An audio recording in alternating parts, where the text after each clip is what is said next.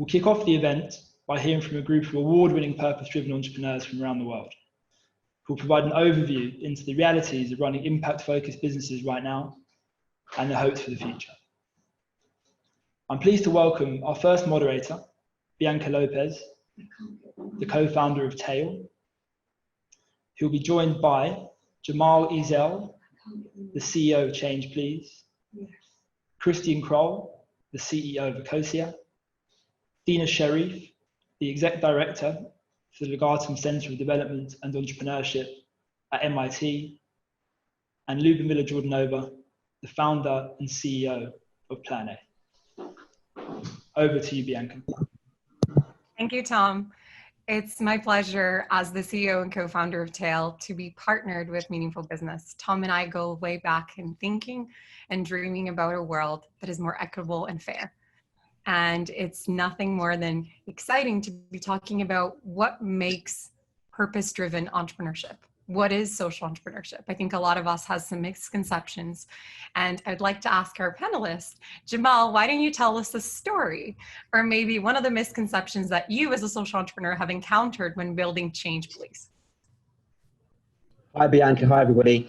Yeah, so you set up a social business to try and make a change in the world and to make a difference. But at the same time, when wanting to make change through trade, not aid, you need to imagine that your product and service is as good, as beneficial to the people that are buying it as possible. And the misconception that we see from our consumers or partners is that we must be compromising in some element of our product, whether it's the quality or taste of our coffee. And actually what we try to tell organizations is that we are as good, if not better than our competitors, and the social impact is a bonus. And that's incredibly important to be able to compete and make sure that people don't see that we are going to compromise on our main product just because we have this additional area of delivering social impact. And I've got hundreds of examples where people question our product after they've heard about the impact that we have. And that's a misconception that we want to try and overcome right from the early days. And I think we're winning that battle, but we've got a long way to go. Dina, thank you, Jamal. Dina, tell us a little bit from an ecosystem perspective, obviously with your executive director role at MIT, what do you see in terms of the helm of not only misconceptions or misunderstanding in the industry that is required to change for us to be taken seriously and be seen as a path forward? And as Jamal said, something that really resonated with me, it's not because we're conscious that we're not as competitive and all the other boxes get ticked. I like the way you position that, Bianca. How can we be taken seriously? I think for me, and I've been working in the space of social entrepreneurship for over a decade, both through my company Ahead of the Curve and also through the Legatum Center at MIT. I think the biggest misconception is that social entrepreneurs can't be profitable. They don't know how to balance profit and purpose, and they belong in this kind of domain where for lack of a better word, it's just a space that is a little bit soft. They don't get to play with the big guys and the investors and those who are scaling their businesses fast and becoming unicorns. And I think that's a huge misconception that really needs to shift, because I think I prefer to use impact-driven entrepreneurs as opposed to social entrepreneurship, but I think they can and they do raise capital. I think many of them do know how to balance profit and purpose. And I think that's exactly what the world needs today. I think what needs to shift is the mindset of investors, the mindset of philanthropists, the mindset of policymakers, not as much the mindset of social entrepreneurs. And I think that would lead to a huge shift in the way impact-driven entrepreneurship is seen. I couldn't agree more. I think that that's probably one of the biggest questions I think our society has is, can we exist in this duality of doing good, having impact, and having impact be measured by an array of different things? Christian, I want to call you up and say, how have you sort of fought that battle in terms of showing that you can balance profit and obviously social impact or purpose-driven activities inside of your company? Yeah, so I mean, when I talk to journalists, I always try to emphasize that we are not only one of the most successful social businesses here in Berlin or even in Germany, but that we're actually one of the most successful businesses, full stop. So that's so we're one of the biggest websites. I think only SoundCloud is bigger from Berlin. We're the biggest European search engine. So there are a lot of kind of normal business criteria that apply to us. But our mission, of course, is to use our reach and our search engine to plant as many trees as possible. And just because we're doing that doesn't mean that we're not very, very ambitious with our objectives, and that we're trying to be the best startup, full stop, in the Berlin ecosystem, for example. And I like when social entrepreneurs really have their heart at the right place, but also I think this ambition I think is very important, and we're trying to combine those two things at Ecosia. And what was lucky for us is that we have a business model that allows us, or that gives us enough profit and flexibility to even do well in times like these, where our revenue has gone down, but we're still able to keep the company running. And I think that can only work if you have a good business model, basically. No kidding. I think you've now touched on my sort of second topic that I want to cover. We've all been through the ringer. I think emotionally, mentally, some of us have lost or had loved ones impacted by the pandemic. And obviously as a startup, any startup, socially driven, not socially driven, we've struggled. You've talked and touched a little bit on that, Christian. Maybe elaborate a little bit more of what are some of the biggest challenges you've had to overcome over the past 3 months? Yeah, so you talked a little bit about revenue, so maybe share a little bit about how the state of pandemic and the state of crisis has impacted the importance of what you're doing, or sort of just the course that you were going in before all of this happened. Yeah, I think also I think we were basically also lucky because we're not one of those businesses that are heavily impacted. We're still doing like people still search during the pandemic. So I think we're in a lucky position, but also the way we run our business was that we build up enough reserves if something bad should happen. So we have enough money in our bank to survive for many, many months, even if our income completely disappears. And so at least financially, we're in a very good position. But then we also had to deal, of course, with all the problems that I think many people had to deal with, like working from home suddenly. I mean, we are a digital company, but still we had an office, and we just moved to a new office basically. And then suddenly everybody had to work from home. We had to rethink our processes, routines within the company. And then also just not seeing each other for 3 months, that was also challenging. So those things combined with not knowing how long the situation will last, of course, for us was also difficult. And I think what is important that we try to keep communication channels open, that if we had a survey, for example, to see how employees in the company are doing, and to notice if there are any major issues that we can solve. Like we had people with young children, for example, at the company who basically couldn't work because there was no infrastructure where somebody would occupy or kind of take care of their children while they'd be working. And we had to figure all those things out. And probably we haven't done it perfectly, but I think what is important that there's enough trust at the company that people know that we won't leave them alone in such an uncomfortable position. And I'm proud that we as a company were able to navigate this pretty well without laying off anybody, or also nobody had to take salary cuts. And that might just be lucky, but I think that we at least tried to make sure that none of our employees would really suffer from this situation. First, congratulations. That's a massive battle. As an entrepreneur myself, I know how hard it is, and to also keep everybody's emotions in check. And we're all going through the roller coaster together. It's already a roller coaster being in a startup. Lubomila, I wanted to sort of bring you in and maybe you can share some of the challenges you've had to overcome over the past 3 months of proving. I think one of the things that I really like that Christian brought up, as well as Dina earlier, is that it's just good business, and like the things that you've done in terms of safekeeping your revenue and ensuring you had enough run rate and taking care of your people. That just means this is how every business should be run. I think that we have a heightened level of awareness, being purposely driven, that we care about these things perhaps a little bit more, and sometimes get put and tagged as you're just a charity and maybe you're going to burn the money you have that year. So tell me a little bit about what you've struggled and some of the things you've had to overcome in your business over the past 3 months. COVID was quite of an interesting moment for Plan A. I definitely can agree with Christian that the cultural aspect was one to consider. Plan A has been built as a definitely offline company, even though it's an online product. We have a really strong company culture, and spending time with each other is part of how the team has been built and part of the mentality that we've set out.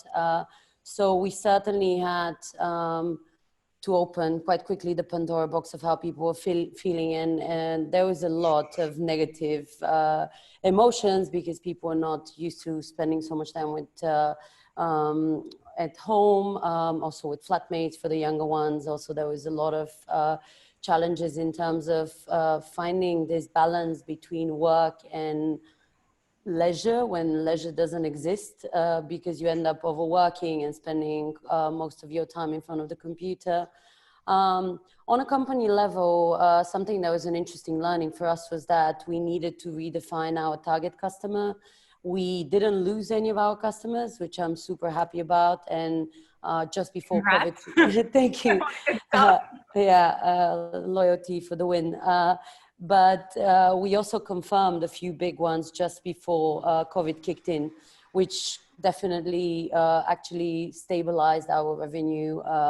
And we haven't had issues. I've also haven't left anyone from the team on Kurzarbeit, which is the German option where you get to have the support of the government to pay the salaries for your team. No one has been fired. No one has been kind of asked to leave.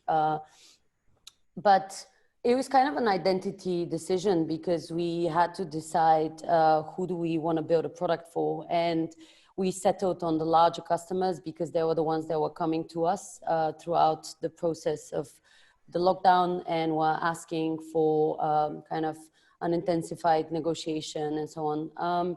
So these were the two challenges, I think, more on an identity level and also on a cultural level. It feels really good to be back in the office. I can say this with a lot of relief, positivity. Yeah, it's been 3 weeks now, and it just has been incredible getting people back in.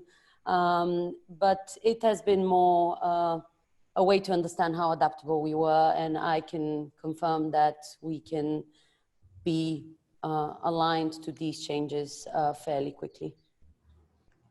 That's super. I think that a lot of entrepreneurs listening here, and I certainly can relate and empathize with having to open Pandora boxes everywhere.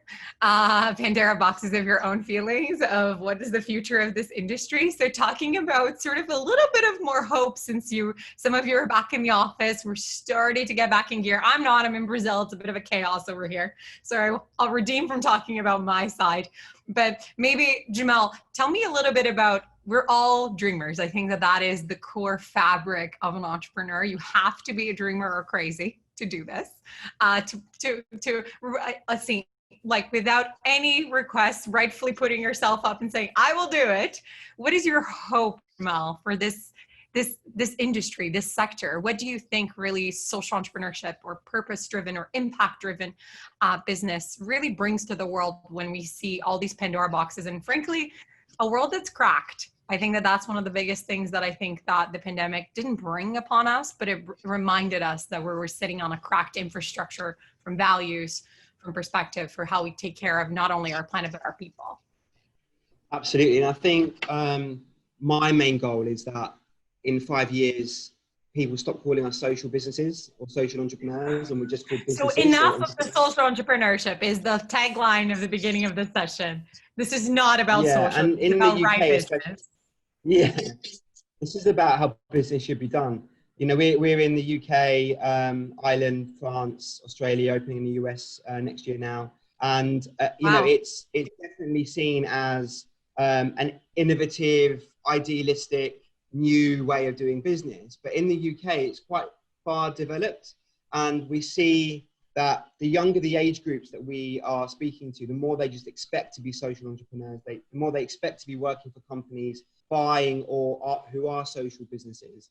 And I just want social enterprise to be the mainstream, to be the most obvious thing, where our ability to compete and to sell our products faster than our competitors, which is what we're doing at Changepeace in the UK, puts so much pressure on our competitors that they have to adapt to be socially minded. It's just, they do it out of necessity. And I saw beginning of this year that the next decade, the next 5 to 10 years, will just be the decade of social business. It's going to be where all the demand is coming from. It's going to be where partners, who partners want to use in their supply chains. And I think one of the silver linings of coronavirus is that it's just brought that forward even quicker. And, you know, in the UK especially, we see an outpouring of altruism, people wanting to support the NHS, looking at environmental projects and using the 3 months that they're not working to reevaluate the world that they're living in, to reevaluate their behaviors, their purchasing patterns. And we've never seen a demand for social enterprise, for our products, that we have seen in the last 5 years. We've just launched a new toilet roll brand that for every roll that you use or a corporate uses, we plant a tree, and it's made by people that are homeless. And the demand of that has just gone through the roof, the same as our coffee as well. So it's really exciting to see a world where it's completely mainstream, and it's just expected that every decision, every purchasing behavior that we have is going to be led by social businesses. And where we look back at, you know, Mark Zuckerberg, you know, 10, 12 years ago, and, you know, I wish I got on that Facebook train a lot earlier and believed in it a lot earlier. That's where we are now. And we're leading the charge for social enterprise moving forward. All right, so if this isn't a call to action, I don't know what is. You've clearly convinced me that this is the way forward. And I'm a believer, because that's what Talle is. Talle is democratizing access to knowledge and information, because I think that's the beginning of this, what we're doing here. What Mission Possible is educating people to say, this is possible. This isn't some airy-fairy la-la land dream. One of the things that I like about what Dina said is she mentioned the word impact, and quite sternly saying that it's about impact. And I think when I think back of the basis of why business was built is to create wealth for everybody, and wealth is defined in an array of things, is to create goodness in the world. Dina, what is your hope for impact when you think about and listen to what Jamal said, which I couldn't agree more? This is just the way people are going to expect business. And maybe what are some of the challenges in this hope of people realizing that impact matter and is just not just a fad? Because a lot of people, a lot of investors will say, well, that's just for now, but the conscious, when push comes to shove, they'll go for the cheaper product versus the more expensive conscious product. What are you seeing in your world, and what is your hope, Dina? I completely agree with everything Kamal said.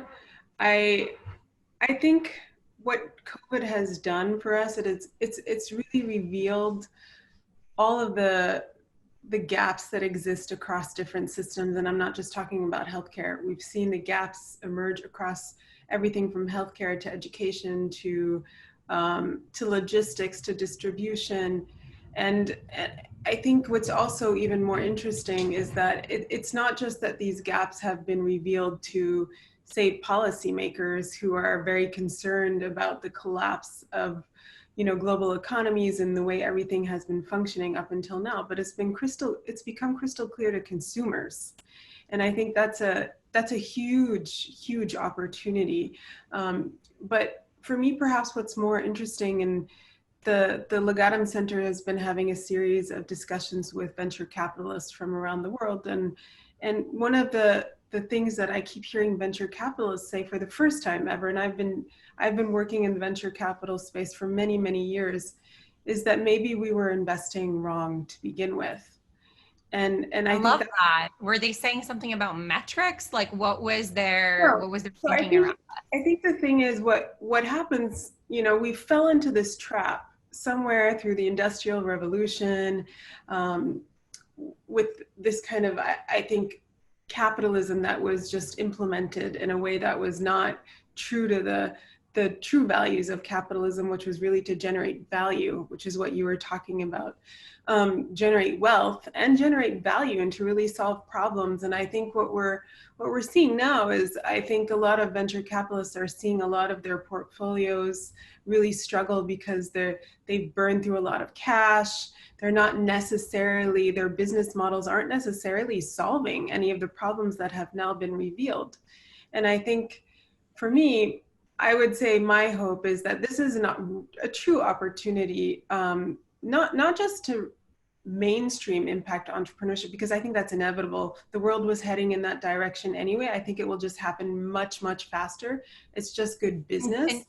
And Dina, we have a question from Sophie that is right on that point. She asked, like, how long do you think will take for it to be mainstream? When you say you think it's already mainstream, like, how long do you really think for everybody to have that conscious? Well, you know, I think that really depends. I think that depends on impact entrepreneurs really stepping up and really using their voice to demonstrate how their business models are transforming these systems. We don't really need band-aids anymore. We don't need people to step up and fix little things in systems that just aren't working. We need people to step up and completely transform and create new ones. And I think that's what impact entrepreneurs do. But doing that, they need to have a voice. They need to be advocating with policymakers. They need to be working with investors and not just speaking to philanthropists and the philanthropic arm of big corporates. They need to be going and saying, we exist, our business models are sound, you need to invest in us, and we will scale, and they will scale. And I think that's just the natural evolution of how you mainstream things. And I also think that, you know, we tend to put the onus on, and maybe I'm also doing that myself, the onus on impact entrepreneurs to find a way to mainstream the way they do business, where we really need all different stakeholders to make this the norm, right? In a similar fashion, we do this with women too. When we talk about women entrepreneurship, we always talk to women. And in the same fashion, we always talk to impact entrepreneurs. We need to bring in the other stakeholders who are actually investing and saying, you need to, this is the kind of business you need to see scale if we want to see a more equitable, prosperous, and sustainable world. I love that. And I think that ties in with what Jamal and Christian said earlier. Like, it's just good business. I'm just the best business at doing this in Germany. I'm just growing. I'm global, and I'm making my competitors have to step up and have to follow suit and still respond for the impact or the consequences of how they're growing that business. I think it's that consequence cause. We can't just talk to each other. So we really need to. I agree. We need to invite other people to this conversation. I think that's one of the main purposes of Mission Possible and our work with Talle and A Meaningful Business is to show to people in the business world that is separated from this, to say, you can have a conscience. Remember all that money that you put in social corporate responsibility? There's actually a way of making money from that and not just calling it charity. We have another question here of them asking, which is actually what I was going to ask Sophie Clayton. So we're in sync. I was going to ask, in a post-COVID world, what is a piece of advice, and maybe Lubomila, you can start, a piece of advice that you would have for entrepreneurs that are maybe just entrepreneurs and not thinking about social impact or tangible impact that is bigger than just their P&L.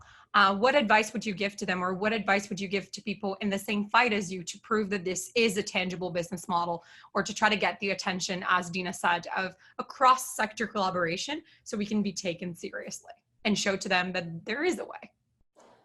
One thing that we launched during the COVID times was the Green Tech Alliance. This is a consortium. What is that? Tell them. Yeah, it's a consortium of over now 300 green tech companies, which are connected with the idea that now is the time to focus on collaboration rather than competition. These 300 businesses all have been interviewed. We have incredible members, including Ecosia, and all of them are contributing to this future that also Dina is mentioning, where we move beyond this systemic changes that we need. We now know which are these changes. Now let's put together our efforts, time, resources to get this to be implemented on a larger scale. My advice to people working on social impact or green tech is, of course, get in touch, but then on the other hand, start connecting to others working in your field. The issues that we're solving on a societal and environmental level are beyond our lives. They're bigger than many generations ahead, because they've been unfortunately constructively built for a long time. And this means that it requires us to work together to be able to implement them quicker and also at a larger scale. And this could mean saying hi to someone on LinkedIn. This could mean connecting with someone of a format like this one, but finding a way to see how you fit within the bigger picture, because I think we're now at the stage of development where we don't need the new business that is a copycat of someone else's. It's about us finding where there's a missing opportunity, where there's a missing solution and an opportunity for you connecting maybe to other solutions so that the world gets quicker, better. And I think this is a mindset that we have been postponing to acquire for a long time. But COVID allowed us to start thinking like that. And anyone that is interested in building durable and also meaningful business needs to be connected to the other people in their ecosystem. Otherwise, we're going to get back to where we started from before this crisis. I agree. Thank you for sharing that. I think one of the things that you saw that really struck me is a pinch of self-awareness and humility. I think it's realizing that you can't do it all alone if you really want to do something meaningful. And then I think that drives that cross-sector collaboration. So Christian, tell me a little bit of, like, you just said it bluntly, openly, and I loved it. You own the fact that, hey, we're just good. We're good at what we do. What is an advice of good? And Zandy here asked us, and Sylvia asked us, how do you measure impact? How do you measure being good, other than obviously, you know, you had revenue to sustain this crisis, to take care of your people? What other ways do you look for measuring impact? And how do you, as an entrepreneur, sort of balance these two things and outspokenly try to change the narrative? Yeah, I hope that this didn't come across as too arrogant, because I know not at all. Own it. I think that we in social entrepreneurship, impact investment, need to own the fact that we can do a really good business, as Dina said, have really good valuations, and also care about the world we live in. Yeah. So I mean, for us, what we try to do is really solve the problem that is most important to us, and that is climate change. And there are a lot of factors that are contributing to that, and we're trying to do our best without getting lost to pull the levers that we can. And of course, our main KPI as a company is to plant as many trees as possible, but not just any trees, but really trees that survive and really have an impact on the ecosystem and on the people who are living in the communities. So that, of course, that is what basically drives us. But then we're also trying to be ahead of the curve. Sorry for hijacking, so when it comes to other things, like I mean, we're doing lunch at the company, for example, where this is, of course, vegetarian lunch. There's no, like, we don't serve meat at the office. Or we're powering our service with not only 100% renewable energy, but actually 200%. Why should you stop at 100%? So those kind of things, we're trying to just show that it's possible to do more than just the minimum. And that gives us, I mean, we also have a lot of reach. We have 50 million people using us every day. So we can then present that to a lot of people, which gives us the opportunity to maybe also sometimes highlight companies who are not doing enough. And that, of course, puts them into a situation where they shouldn't move a bit faster. And yeah, I mean, our goal is to plant a lot of trees, but also to be a role model in other areas. And one area that I think is really important is the question, who owns the company? Because that ultimately will trickle down to a lot of other things that the company is doing. And we basically turned Ecosia into, we're a business, but we are a business that can never be sold and that can never pay any dividends to its shareholders, and that can't be controlled by people outside of the company. We call that a purpose company. And we're actually even pushing for that to become part of the German law, so that businesses like us actually have a real status. So, and that is the kind of systematic change that we're trying to bring with what we can do. I mean, we're only 65 people, so we can't change everything, but they're, yeah, we're trying to do certainly starting. You're certainly starting. We have a question from the audience. Emmanuel has just raised his hand. Do we want to hear Emmanuel? Can we get him on the line? This is when we wait. No? Okay, I'll continue. One question in terms of how do you grow? We always talked about having the right people, having the right tribe, and having funds to grow.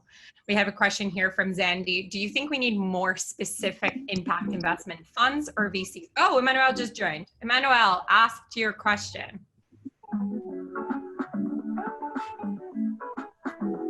Our music? I guess we can all dance, guys. This is the dance break of the session.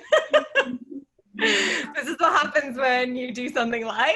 It's just awesome. So let's go back to, because we can't hear Emmanuel. Emmanuel, please send your question. We'll be sure to address you. Let's talk about investing, guys. We have a few minutes left and I just want to cover these. Dina, you talked about the change you've seen being in the industry for 10 years and seeing VCs realize, holy moly, I've maybe perhaps been investing in the wrong metrics and the wrong companies with crazy valuations. We've all seen them with business models that don't make money and then go conquer the world like Amazon. What is your thoughts? What are your thoughts? Like, what do you think we need in this industry that we yet to sort of take a stab at? I think your original question is, do we need to see more impact investment funds? Exactly, in VCs and sort of this conscious. Yeah, I don't know. If you had asked me 2 years ago, I would have said, yeah, we need to see more impact investment funds. But today I say, no, I don't want to see impact investment funds arise, because that kind of feeds into this notion that these are a special breed, a different kind of entrepreneur. And I think that's not what the world needs right now. I think what we need to see is a lot more, in all my experience, I feel like investors are the stakeholder that we pay least attention to, and they have a lot of agency. Capital matters, and how capital flows matters, and who they invest in matters. And I think we don't talk enough about that. So for me, I think what we need to see is a lot more focus on shifting investor mindset, really explaining to them what systems change, impact-driven entrepreneurship looks like. I think, you know, to Christian's point, and I love your business model, ahead of the curve's business model is exactly the same. I think we need to draw attention to, there are varying different kinds of business models, but that doesn't make me less rigorous or incapable of giving a return back to my investors, right? So I think what I'd like to see is, if anything is mainstreamed, to mainstream systems change and impact across all venture capital funds as kind of the core way of investing. And I think that's what we really need to see in the world, especially in a post-COVID world, is that major shift, so that when every investor thinks of a business, they pause and they think, what change is this business going to create? Fellow entrepreneurs, we have 3 minutes left. Any parting thoughts on this topic, or any parting thoughts for our audience to be inspired and start this? Can I just add a comment to Dina's last statement? We actually, thanks to our software that helps companies calculate, monitor, and reduce their emissions, have noticed that there's an increased interest from funds actually to monitor how their portfolio companies are performing in terms of their CO2 and sustainability levels. So I can definitely see the need, but also some sort of shift in that direction. VCs are increasingly trying to develop investment theses around sustainability and ESG. They have different definitions still, hoping for the best for 2021 when these get to be unified. But there's definitely a lot of movement, and even the players that have been historically known for only focusing on SaaS, only focusing on B2B, have been looking into the space, and I see a lot of more opportunities. So I guess finishing on a positive note, for anyone that is looking into the space to find an opportunity to fund their business and also to look into how they can grow it. Today the environment is so much more better than when we started in 2017. And today you have the opportunity to connect to all these people, but also connect to funds and connect to ecosystems that would be there to push you. So for anyone that is working on this, be sure to shout loud, because there's going to be someone wanting to help for sure. That's great. I think one of the things that we can all leave here with is knowing that you guys can reach out to the panelists, reach out to Meaningful Business to talk and get involved in Mission Possible.